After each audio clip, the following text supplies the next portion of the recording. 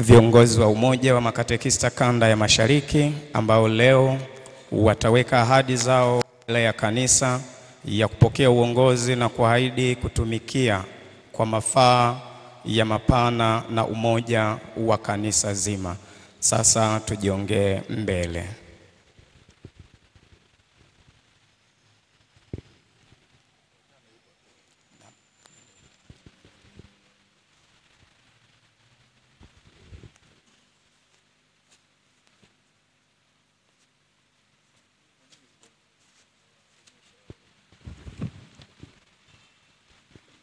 Ndugu zangu, nawauliza, je, mnaelewa kwamba kiongozi katika kanisa la Mungu anatakiwa kuwa wa kwanza kutimiza kwa vitendo yale yanayoazimiwa?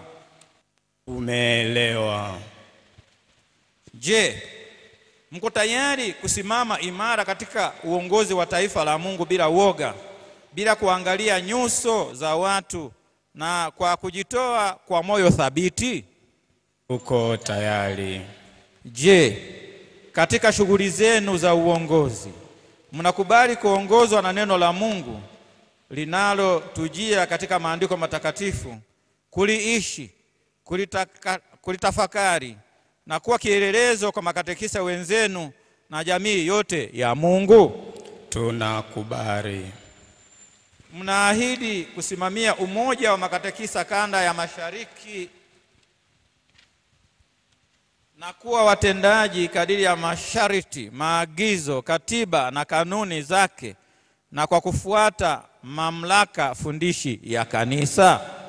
Tunaahidi. Mungu atusaidie. Basi sasa mtuthibitishie ahadi zenu.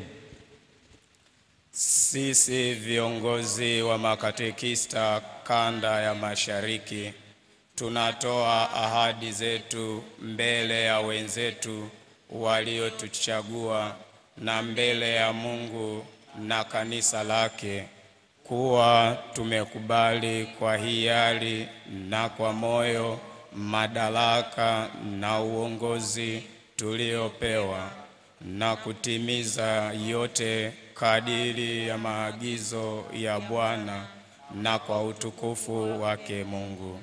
Tangu leo tuko tayari, nguvu zetu, akili zetu na moyo wetu pamoja na vipaji vyetu vyote kwa ajili ya kuwahudumia makatekista wenzetu.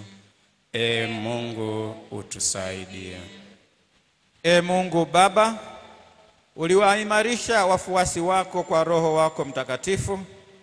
Utujalie sisi pamoja na viongozi wetu bidii katika imani. Tujitoe kwa ajili ya ndugu zetu katika uongozi wako. Daima waongoze kwa kusikiliza sauti ya Roho wako Mtakatifu, ili kusudi taifa lako lijipatie wokovu wa uzima wa milele. Naomba hayo kwa njia ya Kristo Bwana wetu.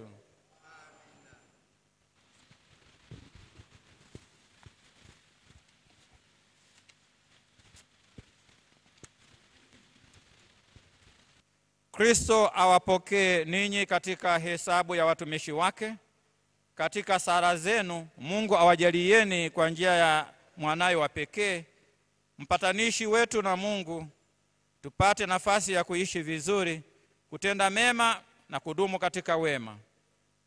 Abariki majimbo yetu kwa wingi wa baraka zake, awaimarishe kwa nguvu ya Roho wake Mtakatifu. Katika kazi hii ya mapendo na uongozi, awawezeshe kuingia kwa furaha katika urithi wa maisha ya milele kwa njia ya Kristo Bwana wetu. Amina. Basi viongozi wamesimama. Baba, tunakuomba uendelee kusimama.